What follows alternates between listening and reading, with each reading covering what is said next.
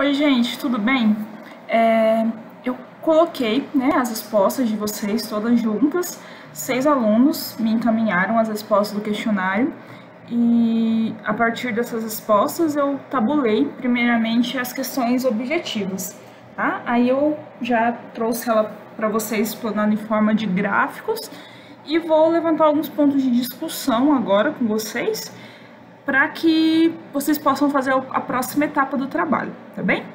A primeira objetiva, né, é quais esses temas aqui da biologia que as pessoas que foram entrevistadas consideram que é o tema que elas aprenderam menos, né? Aí poderia marcar quantos quisesse. E nós tivemos um empate técnico aqui.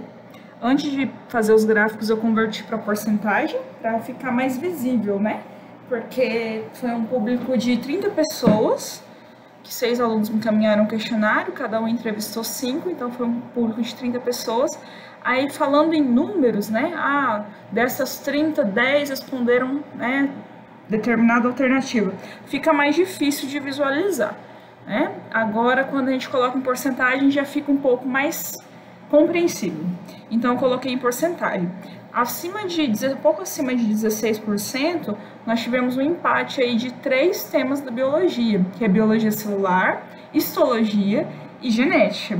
Realmente são temas que amedrontam mesmo, né, as pessoas, seja pelos termos, a genética vem a questão da probabilidade, que também acaba assustando um pouco. Antes mesmo de citar essas questões de probabilidade que vem mais com a genética mendeliana, né, vem com as leis de Mendel. Se a gente for falar da parte molecular, onde vocês vão entender as combinações das bases, vão analisar a tabela de códons, né, ver ali a tradução, a transcrição, já traz bastante confusão. E a histologia, que é o estudo dos tecidos, que ela é seguida, né, da biologia celular, mas infelizmente a histologia ela acaba ficando bem a desejar, né? Não sei se vocês já repararam, mas geralmente se trabalha muito em biologia celular e boa parte dos professores não conseguem se organizar a ponto de conseguir dar o conteúdo de histologia. Aí quando chega numa próxima série, né, no próximo ano, já vai direto para sistemas e a parte dos tecidos ela acaba ficando bem negligenciada, como se ela não existisse. Então, talvez, né, um grande número de pessoas que tenha marcado essa opção, talvez nem se recordem, né, se viram ou não isso na escola. O que nós podemos ver aqui, né? Daí vem seguido da zoologia, né, paleontologia, que me assustou, não achei que ia ter um número tão grande de pessoas, né, que assinalariam essa alternativa. E depois vem ecologia, que eu julgava também que era um conteúdo bem simples, bem compreensível para a maioria, né? Vem ecologia e vem botânica, que está basicamente no mesmo nível. E depois evolução e, por último, educação ambiental. Nós podemos levantar vários pontos, né? As 3 primeiras realmente, né, faz jus mesmo ter liderado aí, porque não são conteúdos tão fáceis. São conteúdos que, se a gente tivesse material e laboratório adequado para fazer mais práticas sobre esses conteúdos, talvez ficasse mais visível, mas só de maneira teórica talvez não fique tão visível para um aluno do ensino médio, que tem mais várias outras matérias. Então biologia não é uma exclusividade para ele, né, ou do fundamental. Fundamental vai ser 3 aulas por semana e no médio vai ser apenas 2, então assim não dá tempo de trabalhar de uma maneira que atinja realmente a todos, né? E de maneira teórica acaba ficando muito distante. A zoologia, né? Eu acredito que os alunos, no geral, eles possuem mais facilidade com os animais, assim, falando por experiência particular minha, né?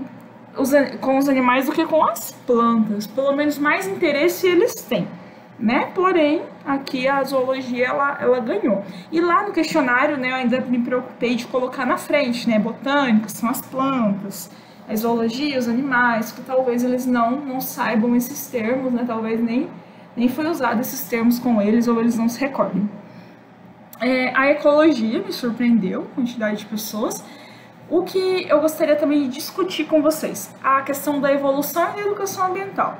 A educação ambiental, apesar, né, de ser realmente um tema fácil, né? Um tema que a gente está escutando aí antes de entrar no médio, conhecer a biologia, antes mesmo do Fundamental 2, né? Que tem as ciências ali com um professor específico. A gente já ouve falar em meio ambiente, que tem que cuidar do meio ambiente, enfim, uma infinidade de coisas que também vem, assim, acaba até nos tornando adultos, cometendo um monte de erro e achando que não tem culpa de nada.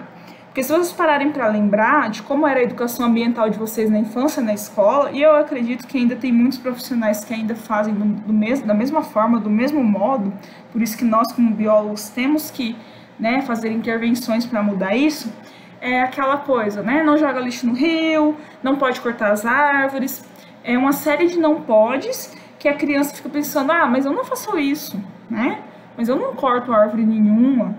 E ela está se achando ali, né, o ser ecológico, né, o ecologicamente correto, nível hard, né?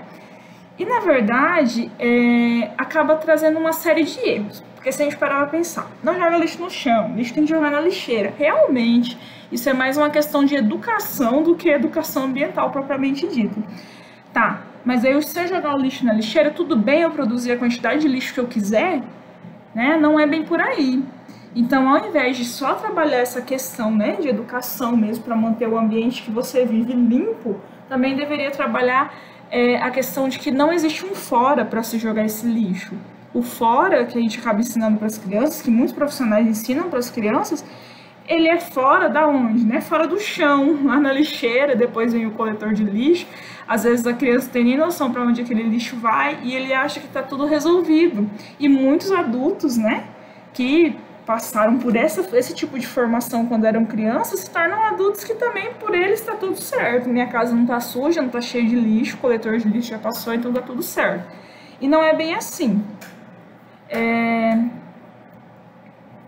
A educação ambiental, ela acaba trazendo vários erros, porque daí o consumismo, né, é o principal fator que desencadeia vários problemas ambientais, e ele na infância geralmente não é muito comentado.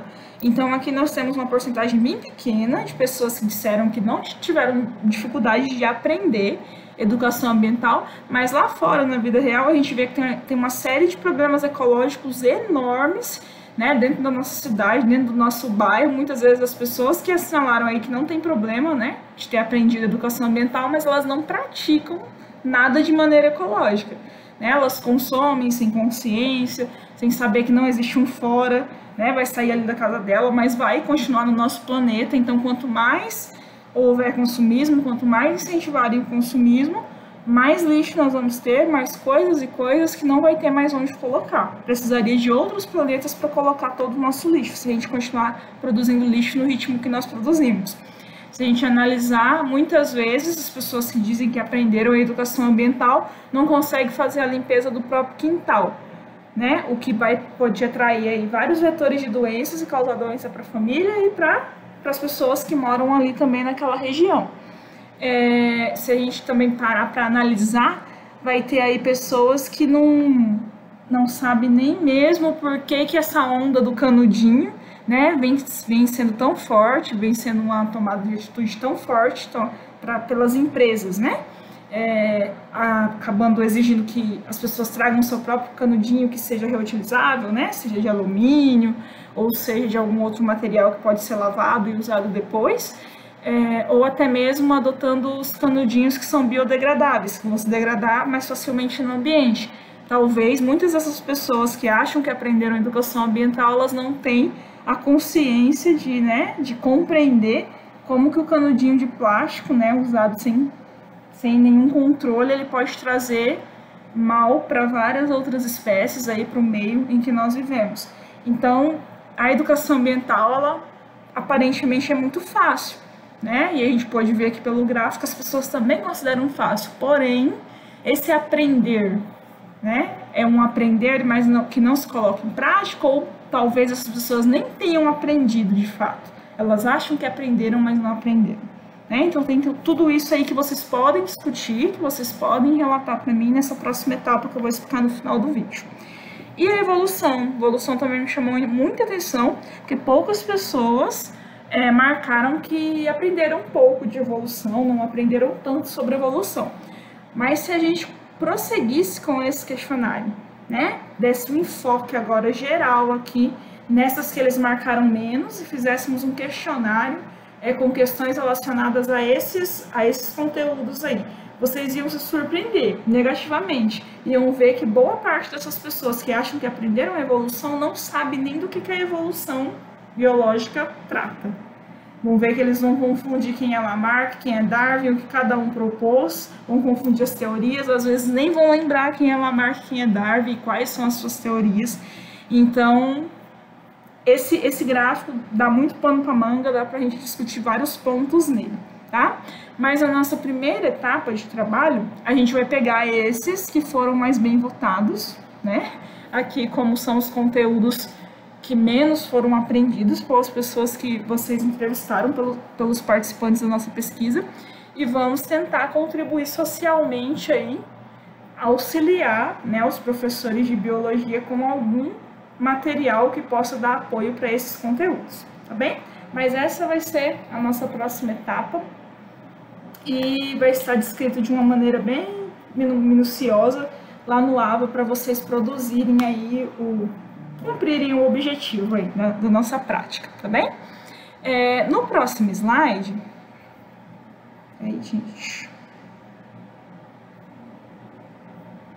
o próximo slide, ele é mais simples, né? É aquela questão, se as pessoas conseguiram diferenciar de maneira simples e sucinta, o que era um vírus e o que era uma bactéria. E o que nós percebemos? Que a maioria diz que sim, e os que assinalassem a opção sim, eles deveriam descrever de maneira simples e sucinta. E estão aí, né? São quase 54%. 46%, né, assinalaram que não sabiam. Então, assim, ficou bem, né, equilibrado. Apesar do gráfico e as torrezinhas ter dado uma diferença maior, mas foi na hora de ampliar. A diferença não é tão grande assim, tá? 54% diz que sabe e 46% diz que não, tá quase meio a meio. Porém, todavia, no entanto, se eu fosse analisar pelas respostas, boa parte desses sims se transformariam em nãos. Pois muitas pessoas que disseram que sabia diferenciar, quando eles foram descrever, eles copiaram textos prontos da internet. Então, não se sabe se eles sabem ou não, né? Se ficaram com preguiça, não sei, mas eles não escreveram. Só que isso é algo que a gente não pode, né, já julgar de uma maneira, assim, totalmente com 100% de certeza, que a gente não sabe o que aconteceu, que levou essas pessoas a copiarem alguns trechos de internet. E alguns que aparentemente não foram cópias, mas também não estava diferenciado de maneira 100% correta, digamos assim. Então, a gente poderia converter boa parte desses sims aí em nãos. E daí o não seria a maioria, se fosse para analisar dessa forma. Se o questionário tivesse sido aplicado de uma maneira diferente, com vocês acompanhando, né, se a gente estivesse trabalhando presencial, vocês iriam numa turma e entregar os questionários, as pessoas iam responder. Ou a gente poderia ter feito um questionário pelo Google, e daí, o questionário está lá, está aberto já em todos os computadores da sala de informática, vamos levar o pessoal da turma tal lá para responder.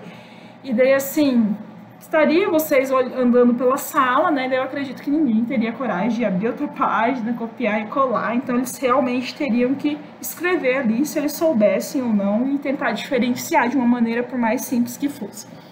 Então, aqui nós não vamos ter, assim, um dado 100% real, mas ele está meio a meio, né? Isso aqui, ele pode trazer um problema para a sociedade. Tem até alguns memes agora, né, com a pandemia, sobre o sabonete Protex. Não sei se vocês já viram esse meme. Deve ter visto, ele saiu bem no início mesmo da quarentena. Que em um mercado esvaziaram a seção que estava cheia de sabonete Protex, porque esse sabonete ele tem todo um marketing em cima dele, né, dizendo que ele é antibacteriano, vai matar 99,9% das bactérias. Se ele matasse isso mesmo no nosso corpo, a gente estaria perdido. Porque boa parte das bactérias que estão no nosso corpo, elas são benéficas, a maior parte, na verdade. E tem várias mesmo na nossa pele, e na verdade, graças a elas, né, são várias, que nós não contraímos várias doenças, que é como se elas formassem uma barreira de proteção. Então, se o Protex, ele matasse 99,9% das bactérias, a gente estaria perdido, morto. Mas, sem discutir essa questão aí da marca, né, e o marketing que é feito sobre ela, ela foi esvaziada, aquela sessão, possivelmente por conta dessa onda toda, né, dessa pandemia que está acontecendo, do Covid.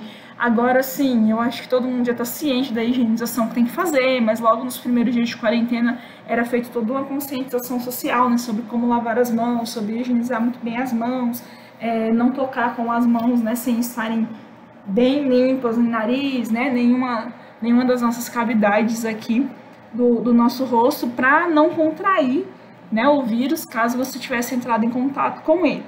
Então, né, acredita-se que essa sessão ela foi esvaziada devido, né, ao Covid-19, e as pessoas não, já que tem que lavar, tem que higienizar, vamos pegar esse sabonete que mata aqui quase 100% das bactérias, sem nem ao menos pensar que bactéria é diferente de vírus.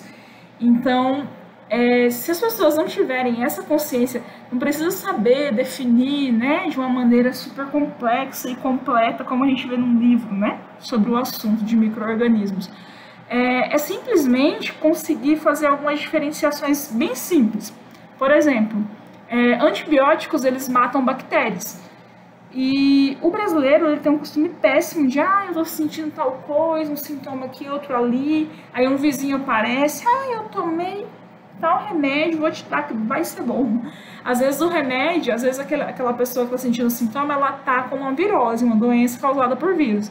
E às vezes o remédio que o vizinho vai trazer lá, o restinho que sobrou para ele tomar, é um antibiótico. E antibiótico só mata bactéria, ele não mata vírus, né? Inclusive, essa questão dos vírus, ela é bem complexa. Dificilmente vai ter um vírus, o qual que vai ter um remédio que, nossa, ele extermina totalmente aquele vírus. Na verdade, os remédios que nós tomamos é para melhorar, para você acabar parando de sentir os sintomas que o vírus está te causando, né? Mas não que você vai destruir o vírus, diferente da bactéria. Se tem uma bactéria que está te causando um problema, você vai tomar um remédio, um antibiótico, para matar aquela bactéria, consequentemente você não vai mais sentir os sintomas que ela estava causando. Então, assim, tem toda essa diferença. E nessa onda de fake news a gente vê diversos áudios aí no WhatsApp, diversas notícias, diversos áudios de alguém que gravou, às vezes até porque ele acredita naquilo, às vezes só para espalhar uma notícia falsa mesmo, e boa parte da população acreditando e fazendo coisas que nada a ver, que não vão ajudar em nada, e algumas que vão até atrapalhar. Então, nesse gráfico a gente pode discutir bastante, refletir bastante e discutir bastante sobre o nosso quadro atual que nós estamos enfrentando, né? E por fim, nós temos aqui o sobre contaminação, para ver se as pessoas têm uma noção, né, de como que nós podemos nos contaminar.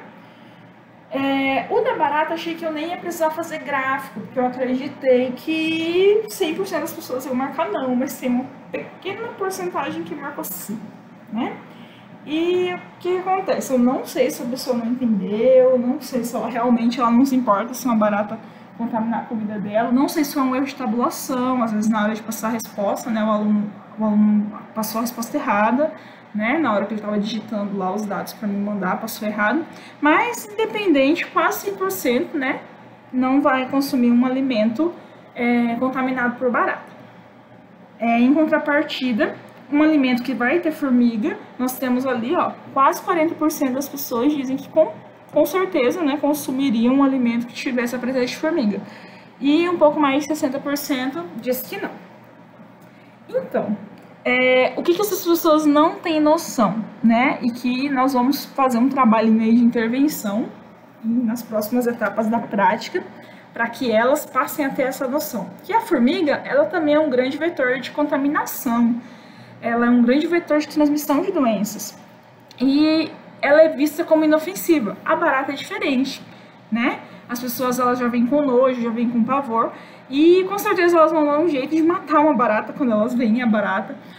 Se tiver uma quantidade maior, vão dar um jeito de adquirir um pesticida, né? Para que elimine aquelas baratas que estão no local. Mas a formiga não, a gente vê de maneira bem inofensiva, que até se criou um mito, uma crendice popular de que a formiga faz bem provisão, você pode consumir ela de boa, beber ela no suco, independente. Realmente, né? A gente acaba consumindo algum alimento que tem uma formiga ali, você não se importa e não morri, não aconteceu nada. Mas você não sabe por onde ela passou, né? E você não sabe se ela pode estar trazendo ali consigo algum micro-organismo que é causador de doença. Então, ela pode sim, e ela é um grande vetor de transmissão. Dentro de um hospital, por exemplo, a mesma formiga que passa por leitos, né, que pode estar ali, que não foram ainda trocados, que tinha uma pessoa que estava doente com algum micro-organismo ali, a doença que ela tinha era causada por algum micro-organismo, essa formiga passou por ali, né, automaticamente ela pode estar carregando esse micro-organismo ali no seu corpo, e depois ela pode tranquilamente estar andando pela cozinha e contaminando ali alimentos onde todas as pessoas que estiverem no hospital vão comer, desde todos os doentes, mesmo aqueles que não estavam com aquela determinada doença, até mesmo as pessoas que trabalham naquele local. Então, ela pode ser uma via de contaminação bem terrível. E vocês vão encontrar vários artigos falando sobre isso para que vocês possam fazer essa discussão, que é o nosso próximo passo. Para iniciar nessa próxima etapa, esses gráficos eles vão estar disponibilizados em PDF lá no Ava. O vídeo, né, que eu estou fazendo para vocês também vai estar o link lá no Ava para que vocês possam assistir e pensar, né, um pouco sobre essas coisas que foram comentadas.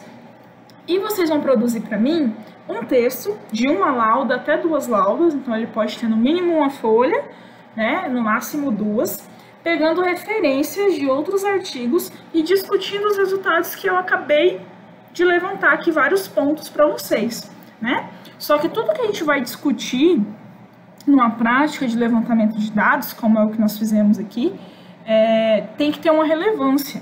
Né, o que vocês acabaram de fazer foi pesquisa de campo, vocês levantaram dados, né, das pessoas que se proporam, que aceitaram participar dessa pesquisa. Os dados dessas pessoas não vão ser revelados, né, por isso que eu disse que não era para colocar nome nem nada, para a gente ter uma noção do que as pessoas, por mais que não sejam da nossa área, o que elas estão pensando aí sobre biologia. Então, foi levantado vários pontos aqui. Aí agora, esses são os resultados, já estão tabulados, já estão em forma de gráfico, estão bem visíveis, né? Vocês com o resultado na mão, vocês vão discutir sobre eles, que é o que eu acabei de fazer. A única diferença é que vocês vão fazer isso em forma de texto, e nós não podemos jamais discutir algo baseado no que eu acho, né? Até porque até mesmo as coisas que eu comentei aqui com vocês não é só baseado na minha opinião particular, né? É baseado em coisas que eu já li, em vídeos que eu já assisti, em livros que eu já anotei, fiz anotações sobre. Então, da mesma forma, vocês também vão ter que buscar material de referência. Podem procurar artigos pelo Google. Vocês vão lá no Google e digitam Google Acadêmico. E daí vocês vão encontrar, né, artigos sobre esses temas. Por exemplo, vou abrir aqui para vocês. Vou entrar no Google, aí eu vou digitar Google Acadêmico. Aí eu vou entrar no Google Acadêmico e aqui vocês vão encontrar uma infinidade de livros, artigos e tudo que for sobre o assunto. Vamos pegar aqui sobre a questão da contaminação por formigas. Vou digitar contaminação por formigas. Olha aí, nós vamos achar vários artigos e vocês não precisam ler todos. Dica: sempre que você abrir um artigo, você vai lá e lê o resumo dele, ver se ali vai ter alguma coisa que te interessa, que você vai poder pegar alguma citação de lá para você discutir aí no seu trabalho, né, no nosso trabalho prático. Olha esse aqui: análise microbiológica de formigas capturadas em ambiente hospitalar da cidade de Alfenas, Minas Gerais. Olha só, é bem o que eu comentei com vocês, né? Sobre a questão das formigas em um ambiente hospitalar, foi feita uma análise microbiológica, então pegaram, né, possivelmente capturaram formigas para analisar quais eram os micro-organismos que elas estavam, né, portando ali no seu corpo, por estarem, né, em um hospital. Aí vai abrir, né, o site da revista e tal, olha aqui o texto completo em PDF, mas o resumo já está aqui, não precisa você nem baixar. Então, você vai ler o resumo, é algo que realmente eu acho que vai ter alguma coisa aí importante. Aí eu venho aqui no texto PDF e baixo o texto PDF. Ó, já está baixando aqui, né? Depois de terminar de baixar, eu vou dar uma olhada na introdução, sempre tem referencial teórico, e a pessoa que escreveu esse artigo, ela usou outros referenciais. Então, né, vai ter aí referenciais de um livro, vai ter referenciais de outros artigos que você nem leu, né? Vai lá na metodologia, ver o que foi feito, nos resultados, vai ter alguma discussão também, e daí vocês vão poder estar usando trechos desses artigos que vocês vão encontrar no Google Acadêmico, na discussão que vocês vão ter que produzir, que tem que ter de 1 até 2 aulas, tá bem? Então, vocês vão discutir esses resultados que vão estar disponíveis no aula. Qualquer dúvida, né, pode me procurar, pode me mandar mensagem, por mais que eu demore para responder, mas eu respondo, tá bem? E na sexta-feira, gente, nós vamos ter a reposição, porque como nós ficamos 2 semanas parados, então a gente ficou com 4 aulas para repor, né, que é a respectiva aquelas semanas mesmo. A gente ia terminar uma semana mais cedo, a gente ficou 2 semanas sem aula, né, parados entre aspas, né, e a gente ficou essas 2 semanas sem postar, então teve um atraso aí para fechar a carga horária, e daí nós vamos na sexta, que eu acredito que vocês não têm aula, foi o que a coordenadora me passou, nós vamos estar repondo. Aí lá, né, na quinta-feira eu já vou deixar a aula da sexta de reposição já postada, e para a próxima aula, para da sexta, já vou passar a atividade relativa àquele primeiro gráfico, que é sobre os temas da biologia, tá bem? Espero que vocês todos estejam bem e que continuem bem, e qualquer dúvida é só chamar. Tchau, pessoal!